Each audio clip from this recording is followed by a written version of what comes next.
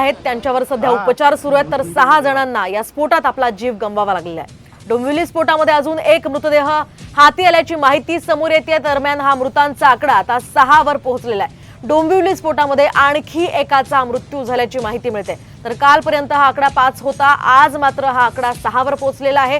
आणखी सुद्धा या ठिकाणी मृतदेह सापडण्याची भीती व्यक्त केली जाते।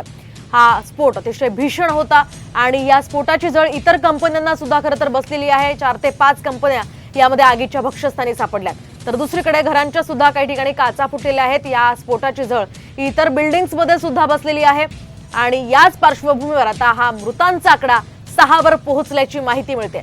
डोंबिवलीतल्या MIDC मध्ये हा भीषण असा स्फोट झालेला आहे। खरं तर डोंबिवलीमध्ये याआधी सुद्धा अशी घटना घडली होती, त्यामुळे यावर ठोस उपाययोजना करणं गरजेचं आहे। मुख्यमंत्र्यांनी या संदर्भातलं आश्वासन दिलेलं असलं तरी त्यावर अंमलबजावणी कधी होते हे पाहणं महत्त्वाचं असेल। डोंबिवली अमोदान कंपनीच्या ब्लास्टमध्ये आतापर्यंत 64 जण जखमी झाले, तर 5 जणांचा मृत्यू झाल्याची घटना घडली होती।